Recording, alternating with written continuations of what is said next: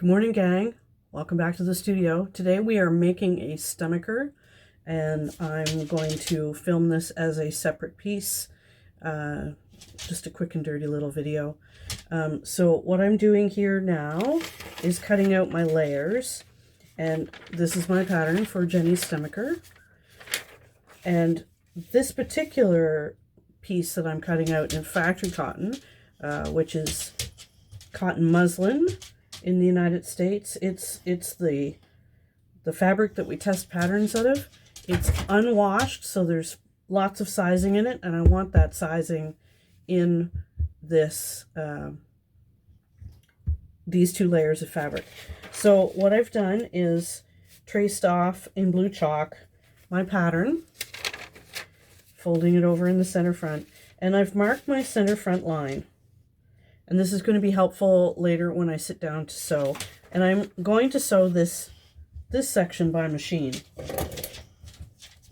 Now, what I'm going to do is cut just outside of my chalk line. Just outside.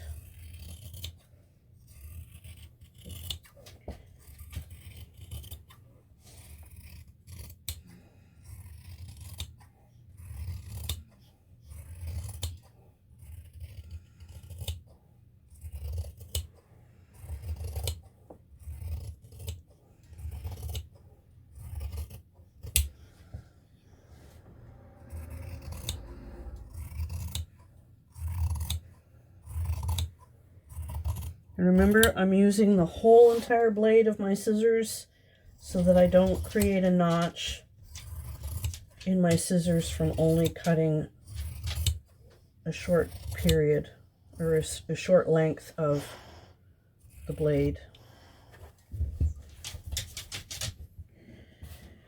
I also cut off my salvage to the fabric. I don't want to use that because that's going to react differently than the bottom of the body of the fabric. My husband's just walking outside and he just smiled at me through the studio window. So if you hear him moving back and forth, that's what's going on. So there's my blue line, and by machine, I'm just going to start by sewing along that line, and that's going to give me a baseline to move my presser foot against to mark off my boning channels. This is going to be a bone stomacher, so we want to have nice bone channels. I'm going to move the camera and sit down to sew.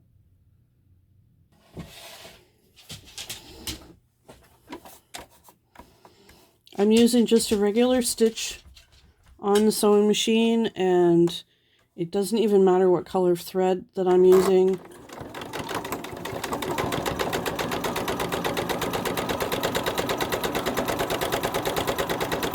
I'm going to follow along that blue chalk line.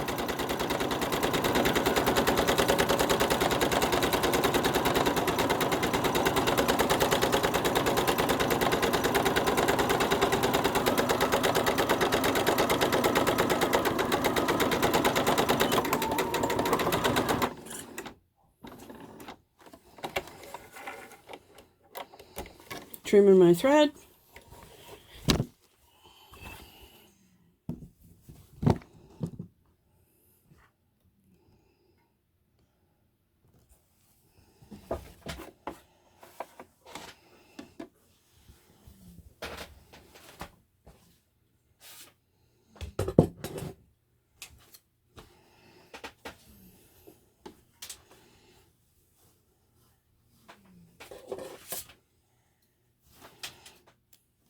Trimming my threads as I go.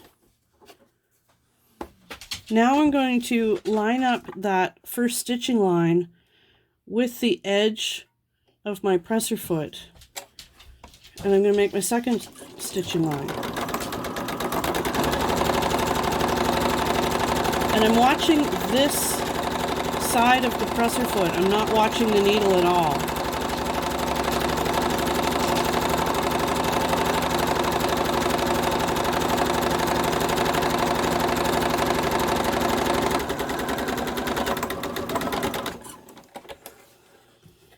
Trimming my threads.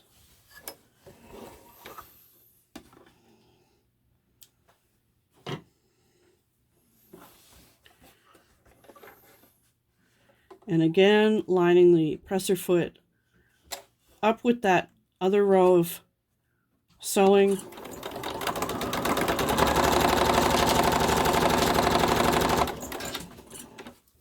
And I'm going to keep doing this back and forth, lining the presser foot all the way across, and then I'm going to line the other edge of the presser foot and work my way this way. And then you'll be able to see what's going on. Okay, so there's the guts to my stomacher, and you can see that my stitching lines are all lined up nice and neatly.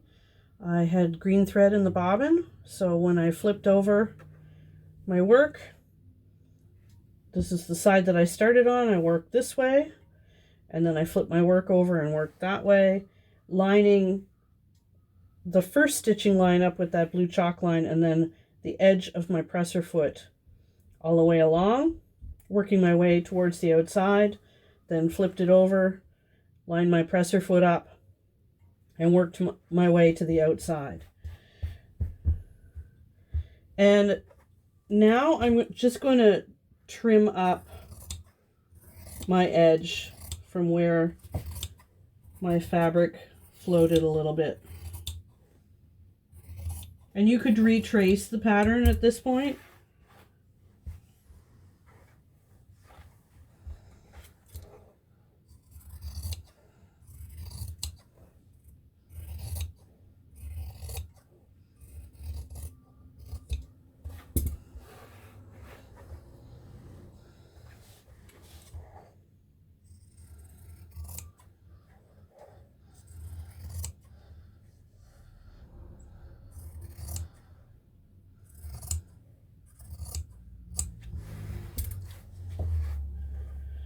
And that took me probably 15-20 minutes to do. Beats hand sewing any day.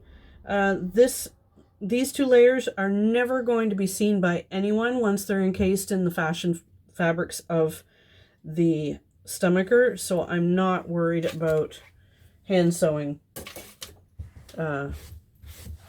my bone channels on that one, because once it's encased, and unless you're starting to take apart your clothing, nobody's ever going to see it. Okay, so I am going to dig up my boning now.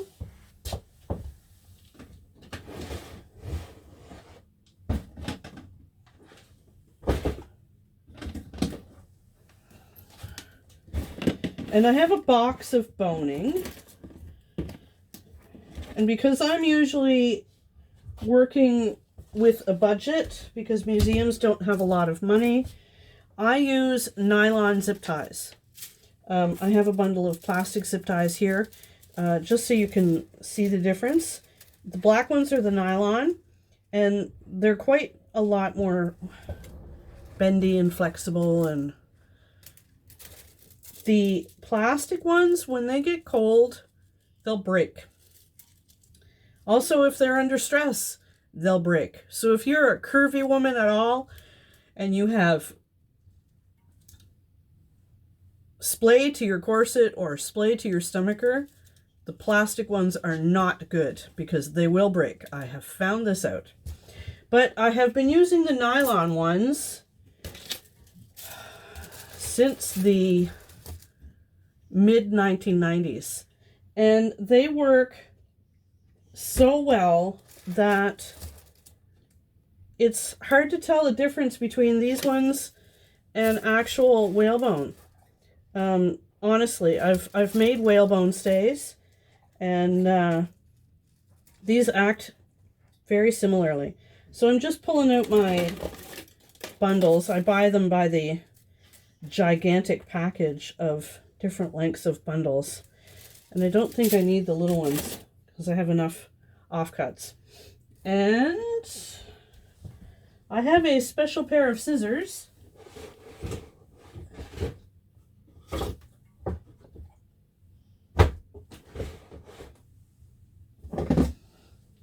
There they are. I have a special pair of scissors for just cutting whalebone. These are good heavy-duty shears. They were my fabric shears, but they need to be sharpened ridiculously because students would take them and cut things. So I bought a new set of shears and relegated these ones to bone cutting.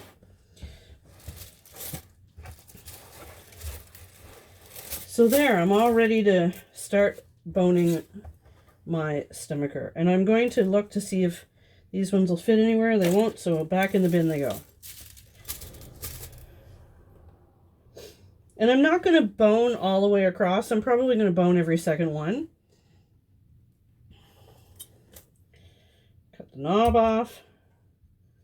And I cut a little tiny bit off of each corner to round it, so that's what you get. Nice little rounded edge. And I'm going to cut to shape as well.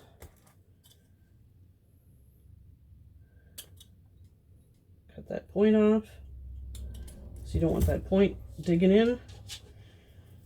And all of these little offcuts I save, because when I'm making a set of stays, they come in handy. And then in between the two layers, these go.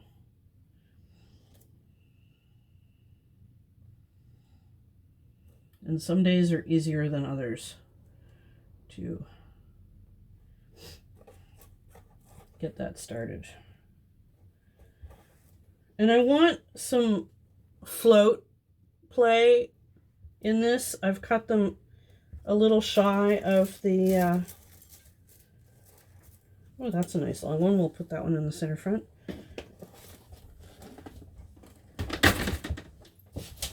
One of the things I love about nylon.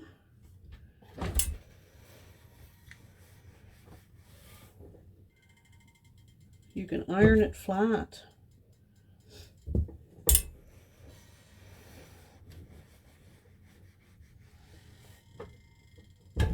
This was the offcut of a zip strap that Pierre used for something else.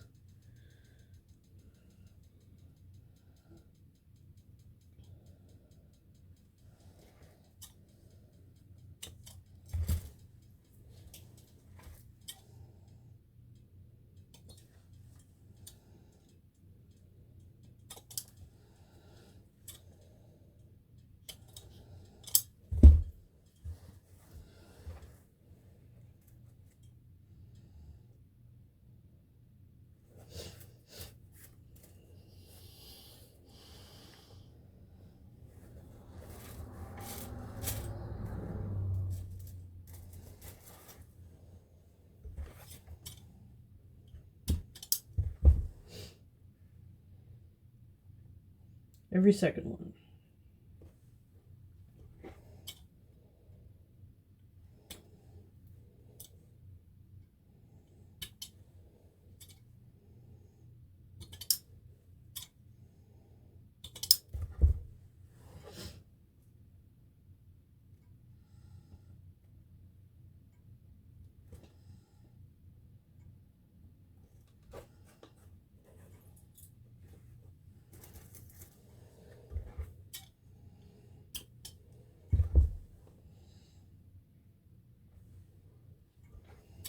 So I get these at Lee Valley in Canada, but in the States, I'm sure you could get them at any of the bigger hardware stores. Just be sure you get nylon and not plastic.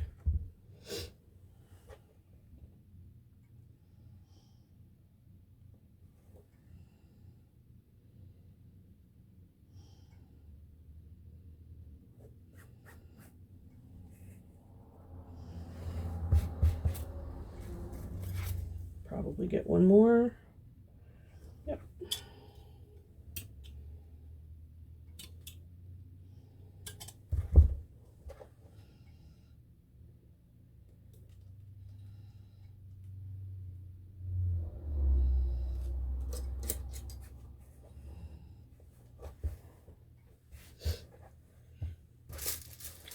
You're probably wondering why I'm taking the time to bone a stomacher.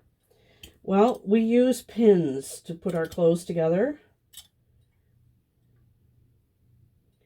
And sometimes having a layer to pin to is beneficial.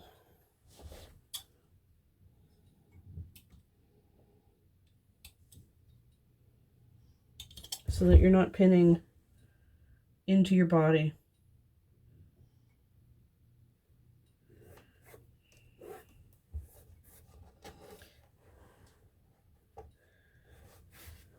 The great thing about having a bone stomacher too, if you're wearing an unstructured set of stays, so an unboned set of stays, oh, that one's short. I'll put it over here on this side.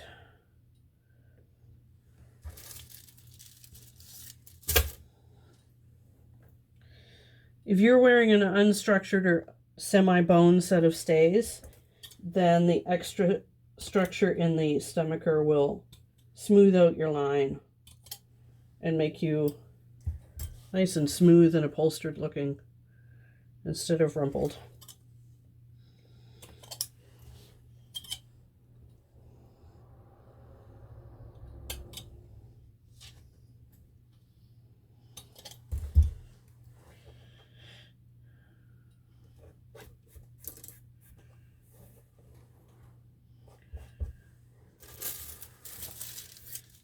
If you've sprung for German nylon boning, the artificial whalebone,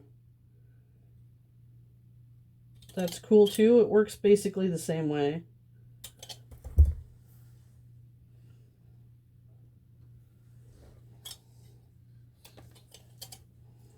It just costs a lot of money to bring it into Canada. Whereas I can get a package of this size of bundles for about $35 at Lee Valley. Canadian.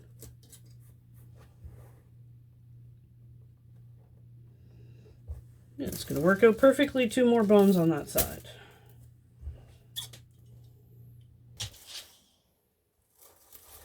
Two more.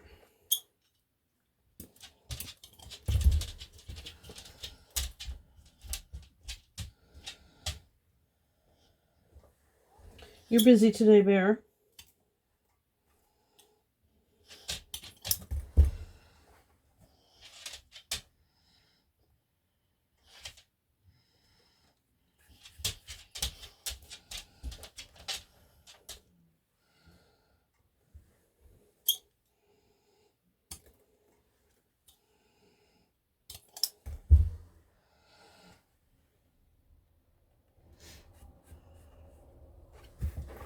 And there's my boned stomacher piece.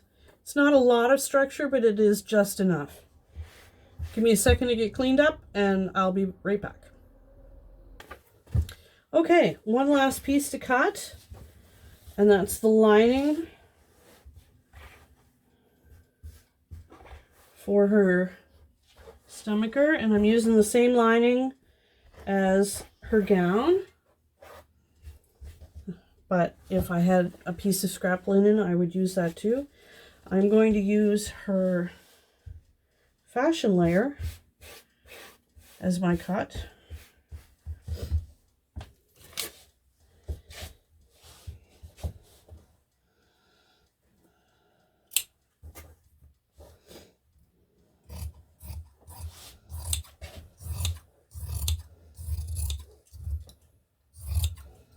These scissors are getting dull too.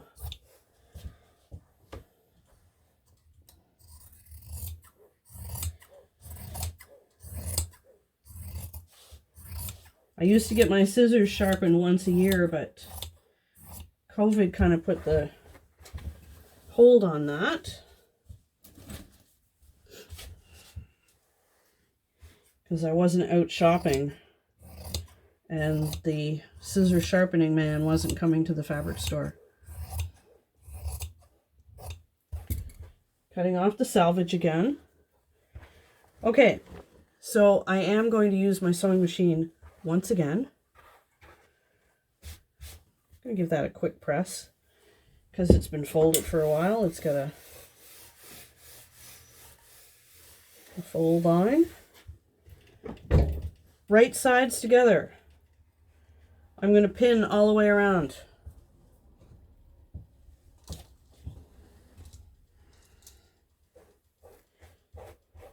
And I'm going to leave the top edge unstitched.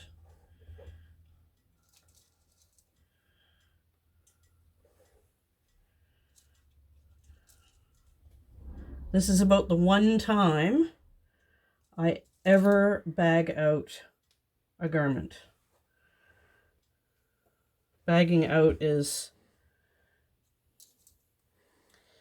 really problematic if you don't know quite what you're doing.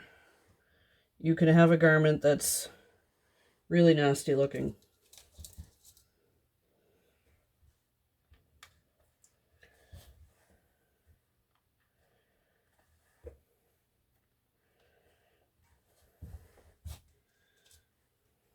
So right where my pins are, around that curved edge, is where I'm going to sew. I'm going to backstitch at the start, go all the way around and backstitch at the end, and I'm going to lengthen my stitch length to about a 3 millimeter. I'll be right back.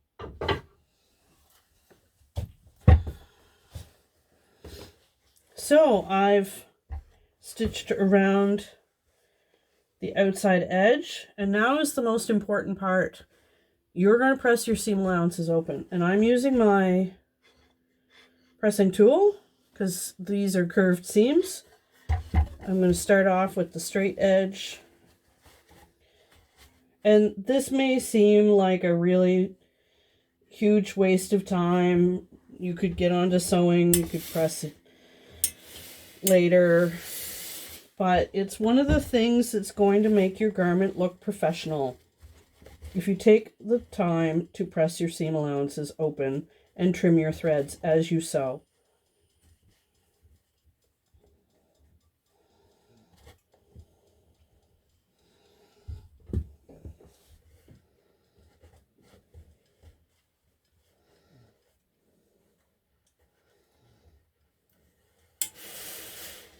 And I literally bought all of my pressing tools at secondhand stores. Well, there's thread needs to be cut. So I didn't spend a whole lot of money on my pressing tools. You don't need to.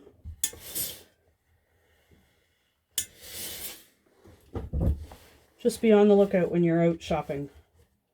You can get them at almost every fabric store though, if you're wanting brand new. Or if you have a handy woodworker or a woodworker handy,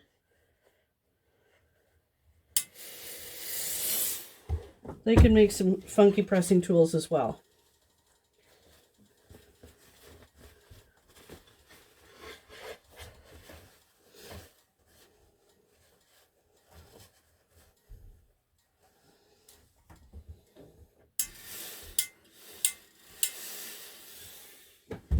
Remember to keep your fingers out of the way of the iron, because you are protein and it is hot.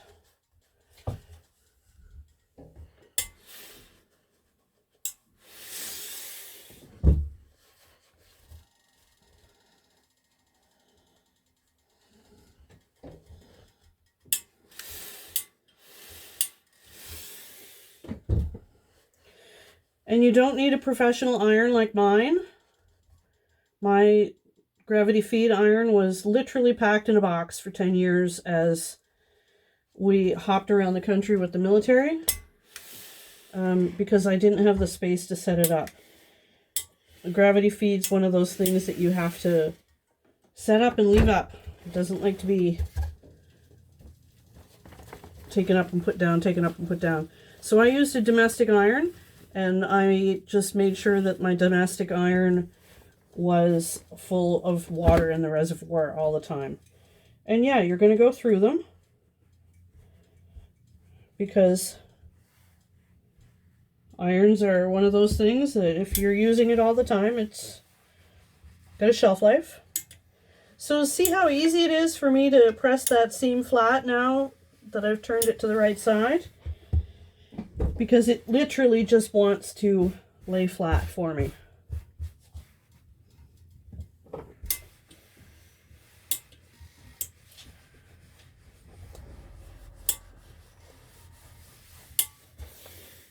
And I'm going to give the body another press. Lots of steam.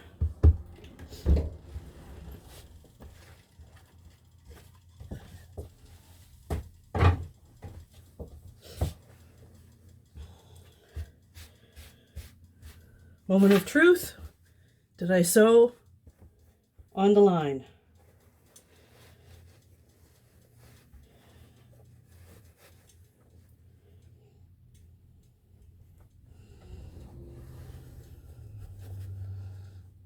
I'm going to take a minute to futz with this to make sure that it's in there nicely. It's not all the way down to the bottom.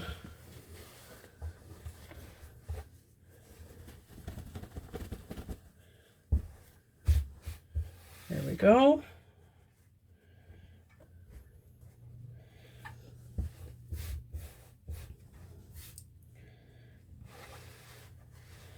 And there's the top of my boning line. I'm going to now press that fashion layer over the boning line.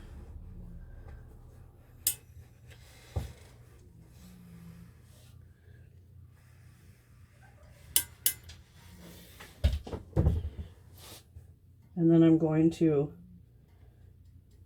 fold my lining in so that it's just shy of the top edge.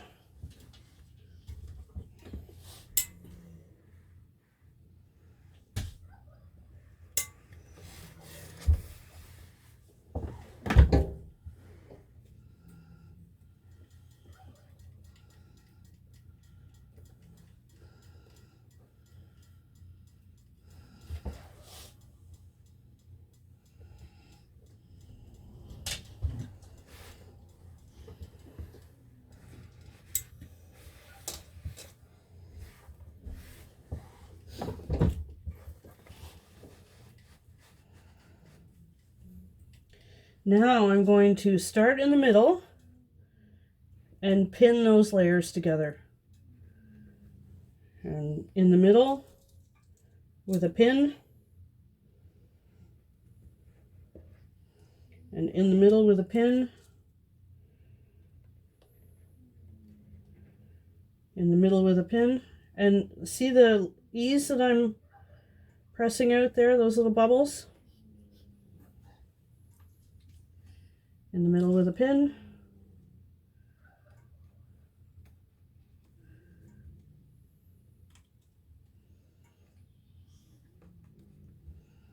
Being careful not to pin my ironing board.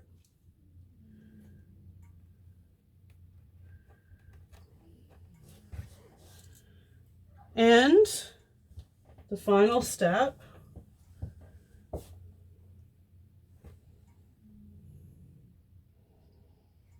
that thread is a little short.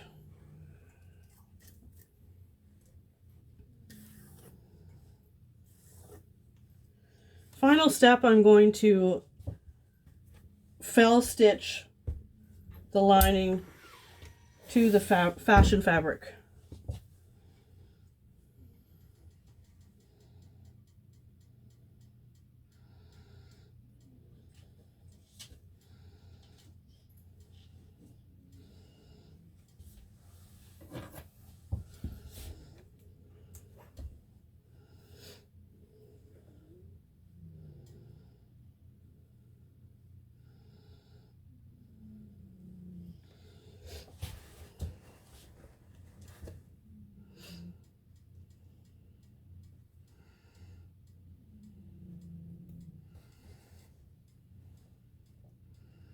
Tucking my knot and my tail inside.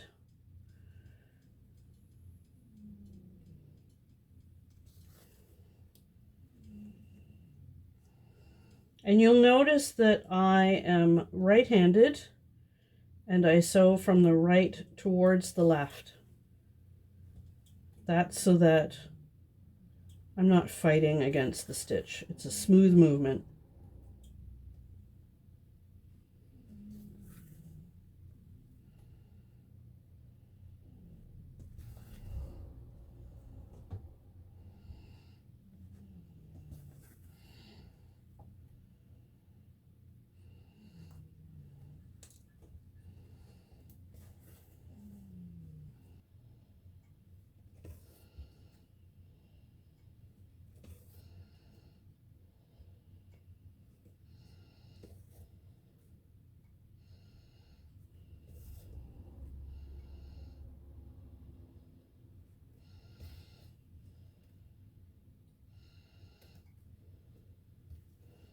And finishing off with a knot.